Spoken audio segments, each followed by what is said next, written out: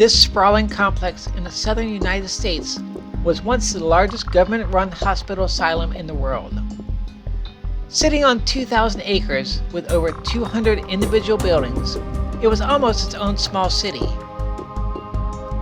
Opening in 1842, it quickly grew as research into mental health advanced.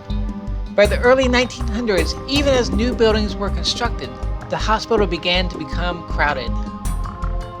The attitude towards patients shifted to experimentation and isolation for treatment.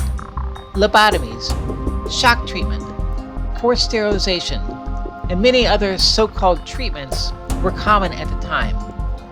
Anyone deemed less desirable by society could be sent to the hospital, including medical conditions such as tuberculosis or alcoholism.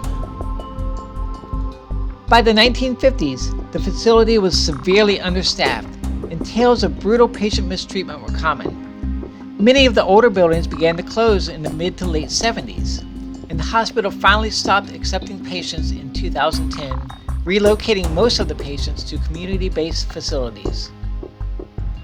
Now the campus is mostly deserted. Some of the buildings and offices are still in use, and some have been sold and repurposed. This building was built in the late 1920s and closed in the mid-1970s. It has sat decaying ever since. It was the campus's general hospital, housing test equipment, surgical wards, medical record storage, and a morgue. 3 of these older buildings, including this one, have temporary fencing to discourage people from entering because they have been approved by the state for demolition, unless the local community can get enough support for preservation. The grounds are patrolled by the Dynamic Security Company. However, we were still able to gain access.